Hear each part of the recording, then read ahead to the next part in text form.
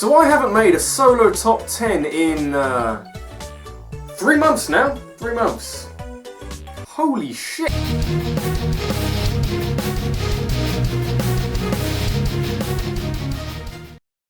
A game within a game. It might sound like an excuse to whip out the Inception sound effects, but a minigame can play a vital role in your enjoyment of the game. A bit of gameplay variety can help you appreciate the meat of the game you're supposed to be playing.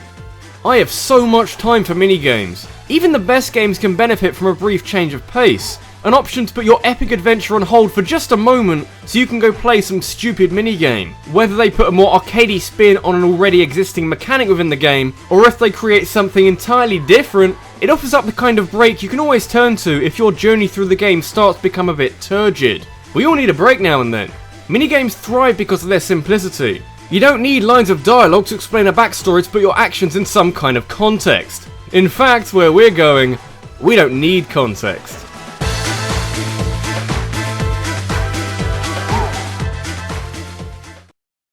Some people want to spend every waking hour driving a fast car, and some people just want to watch the world burn. How can we combine these two types of people in one spectacular minigame?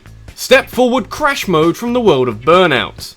Now this might just be me, but whenever I get a chance to drive a really quick car in a game, one of the first things I want to do is to smack it into a hard surface going as fast as possible. Partly because I like to see how the game handles a sudden change in momentum, and if its physics engine is refined enough to handle scrap bits of car flying everywhere, but mostly because crashing a car which you don't own, or have to insure, or have to be inside, is a lot of fun.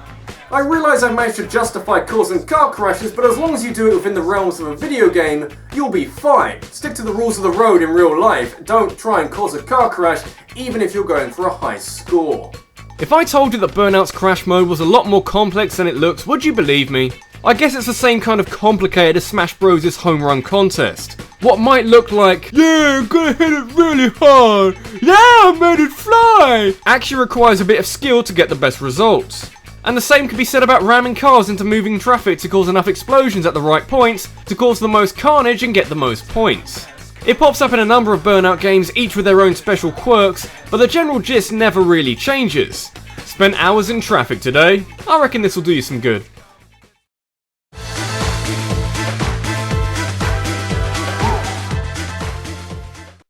A big part of what makes the Grand Theft Auto series such a favourite amongst gamers of all types is the sheer variety of activities you can do. There's a storyline you can follow, but thanks to the incredible attention to detail present in most GTA games, you can easily waste hours at a time doing anything but the main missions. A particular favourite of mine is taking a break from being shot by the police and living life like a normal person and playing some sports. Maybe not tennis because it takes a while, and not golf because...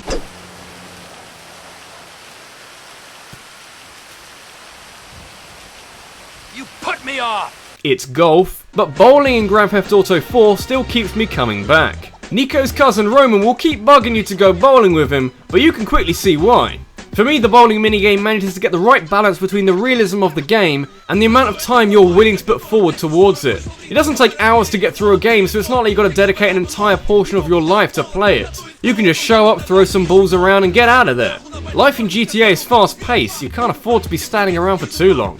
After Wii Sports Bowling, I'm starting to appreciate simpler bowling games more and more. You don't have to play around with motion controls for it to be fun. You just keep the controls fairly simple and the game accurate enough so you can enjoy it. You'll never get anything done ever again.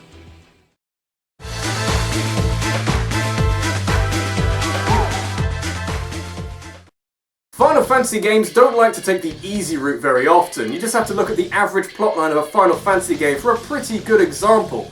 But this also spreads to minigames, where they're either complicated, nicely fleshed out, or a mix between the two. I took one look at Triple Triad from Final Fantasy VIII and I'm pretty sure my brain sighed. Research for this list showed that quite a lot of people enjoyed it, but without playing it myself, I have no fucking idea what's going on. There's just cards being played and scores being... So instead we're going for something slightly more physical, maybe a bit easier to understand and more reflective of real-world sport. Are you ready for some Blitzball? Even so, Final Fantasy X's Blitzball is not that easy to explain. Think football, or soccer if you like, combined with rugby and probably something like water polo. Maybe throw handball in the mix just to make sure. The objective is to get the ball past the player guarding the giant triangle and score a goal. However, this is made much trickier by the whole match being played in a turn-based fashion. Every time you pick up the ball you have an array of options, but you also have to be wary of defenders who will obviously try and take the ball from you and make a break for your goal. What I've done there is successfully explain the basics of most team sports in the world, but again, Blitzball makes things a bit more interesting by including stats that play off against each other whenever you get into an encounter with another player. So it's not just random probability, there's some genuine strategy, which may lead to a lot of frustration when things don't quite go correctly, but there's still a lot of fun to be had.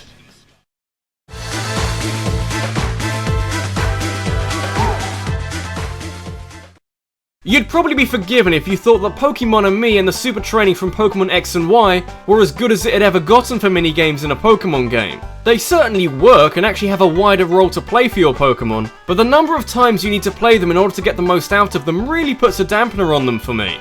Nah, for some really good Pokemon minigames, you've got to go searching on the N64. Those fucking stadium games, man.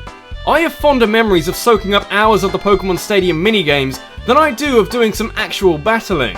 Fucking Gym Leader Castle. My personal favourite comes in the form of Rampage Rollout, a racing minigame with not a lot of racing where you compete against other Don fans to get around the track as quick as possible. I say it's not a racing minigame because you move at a constant speed, only being interrupted by the dust clouds kicked up by your rivals. Based on where you finish each lap, you might have 3 dust clouds to play with if you finish last, or none at all if you finished first. That means you really have to play it tactically and judge how you want to move through the field.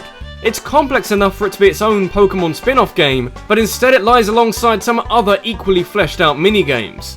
You gotta love Pokemon Stadium too. The Pokemon Stadium games had a really good balance between actual Pokemon fighting and other shit you could do if you didn't want to fight anybody. If Nintendo brought it back to the current generation of Pokemon, maybe add something like Gym Leader Castle, fill it full of minigames, lots of shit to do other than battling, it could work well. You just have to ignore everything that Pokemon Battle Revolution did, at which point you'll be fine.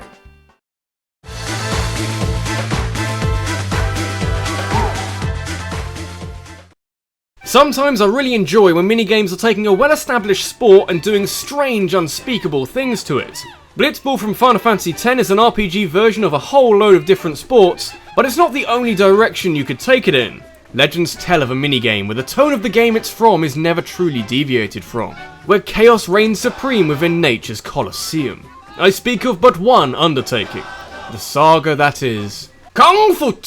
In Rayman Legends, you can perform a slap attack to hurt enemies. It's just an alternate way of dealing out damage, and in some cases is actually necessary to get through your opponent. But in the multiplayer of Rayman Legends, you can slap your friends. It's mildly inconvenient, but it also makes Kung Fu absolutely fucking ridiculous.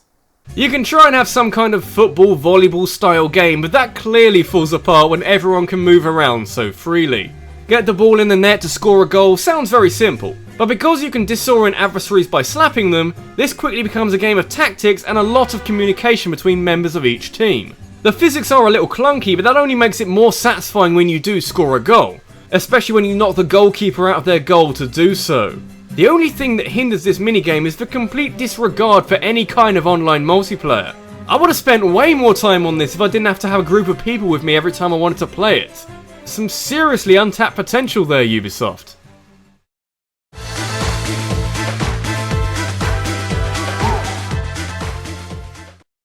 Apes are simple creatures, but we love them for it. When they're not wearing ties and trying to save the world from winter or climate change, they're broadcasting their funky TV shows to try and brainwash humanity. When they have even more free time though, they try and emulate one of the best stealth series out there. Oh, Ape Escape 3, the fantastic ape-catching simulator game. But would you believe me if I told you that a game where you can capture rogue apes as a genie summoner, or a knight, or a fucking ninja, can only get more bizarre? But if you beat the game and spend some in-game cash, you can unlock a minigame called Mesal Gear Solid. Yep, we're going there. If an infinite number of monkeys can type out some Shakespeare, I'm sure one ape can do the same job as one of the most badass characters in gaming. And Mesal Gear Solid isn't just some throwaway minigame where you sneak around a bit like you're playing a game that's similar to MGS. This is a full-blown, very deliberate parody endorsed by Hideo Kojima and by the fact that Metal Gear Solid 3 featured Snake vs. Monkeys, so don't worry about getting sued. But everything's there, the multiple alert phases, a banana pistol for stunning enemies, even the monkey bikini posters. Don't say you don't remember those from Metal Gear.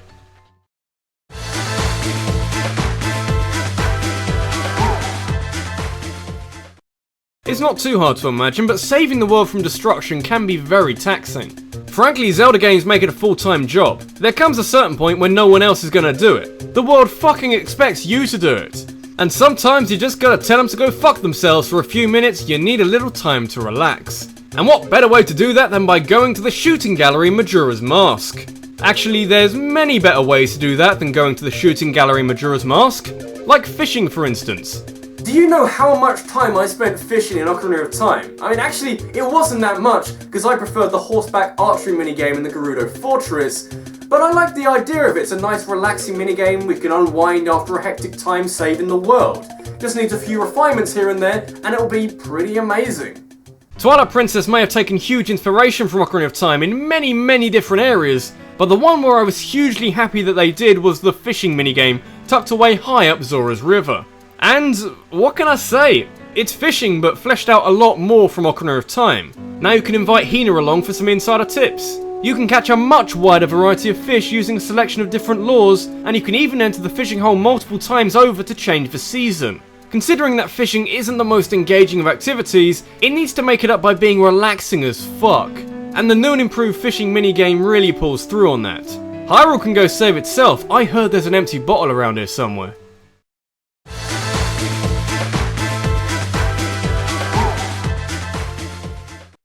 Mario Party, where minigames come to die. I mean that in the nicest way, of course, but unlike a lot of other minigames on this video, quite often the short interludes in between turns of Mario Party are so fiercely competitive that it becomes a little tricky to start praising the intricate designs of a well-made minigame. If you end up losing the 10 coins you needed to win the game on that minigame, no amount of, hey, this is quite well made, is gonna dry those tears. Which is why if you lose a round of Dungeon Duos in Mario Party 4, you've got a friend to cry with if everything goes horribly wrong. I'm fairly certain there's never been a more complete minigame in the history of Mario Party. I mean, sure, the majority of Dungeon Duos boils down to button mashing, but it's button mashing with a specific purpose. One time it might be to get your partner's door out of the way, the next to rotate a platform, then you've got a balloon to pump and escape to freedom. My point is that it's not just mindless spamming of one button, there's some legitimate strategy to large parts of it. In fact, if your partner is good enough, it is possible to speed through parts and give yourself a better chance of winning. And my god, does it feel good. Mario Party minigames tend to come under fire for doing just about enough in order to offer up some kind of competitive challenge. To such an extent, the Dungeon Duo stands out for being very memorable and incredibly fulfilling. The next time you're in a dungeon together with someone, remember the teamwork.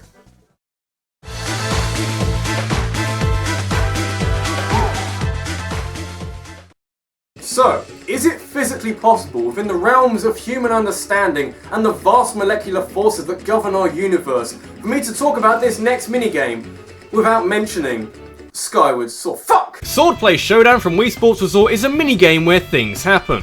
Frankly, it's not all that important what things happen because it's you wielding a sword, you could probably handle it. But seriously, this minigame is something just a little bit special. Ever since the reveal of the Wii Remote, it's been pretty obvious that Nintendo's wanted to be able to control a sword as accurately as possible with a controller. Twilight Princess came and went, and it was pretty much shake the damn thing and Link will do things. But with the introduction of the Wii Motion Plus, suddenly we were making giant leaps forward. And what we're left with is an absurdly satisfying minigame. A game where you've actually got to pay attention to your foes and aim your sword strikes carefully, or risk exposing yourself to a counterattack. It's more of a puzzle game than an action swordy slashy one. You really do have to be careful if you're going to survive any of the later levels. And you'll want to do that because you get some wonderful set pieces as you progress. Wanna fight some guys in a volcano? Of course you do, that's what everyone always says.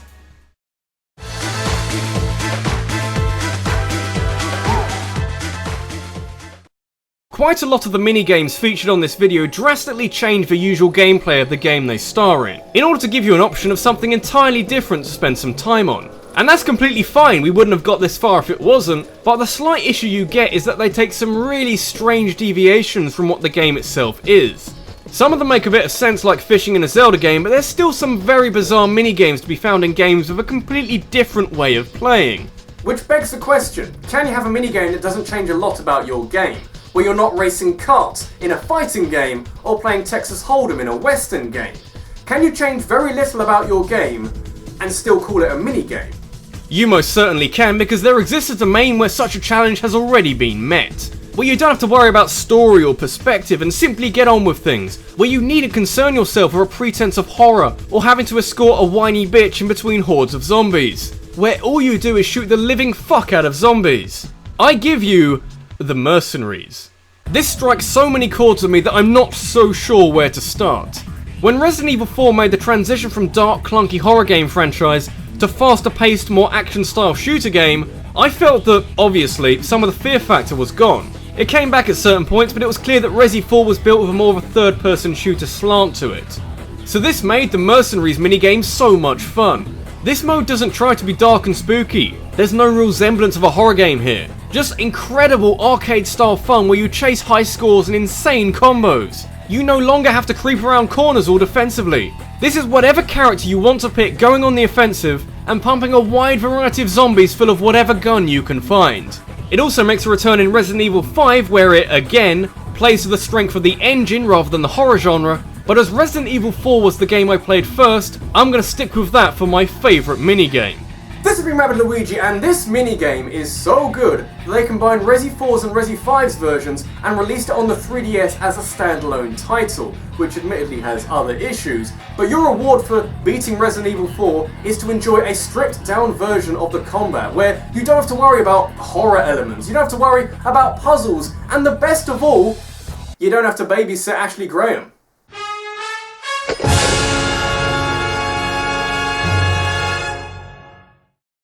Hello everybody, thanks for watching. I mentioned it at the start, but it has been a while since I've done a countdown this long. It sounds weird when you put it like that, but it means I have to prepare it a bit more in advance to get it done in a week. I'll see if I can do it a bit more often.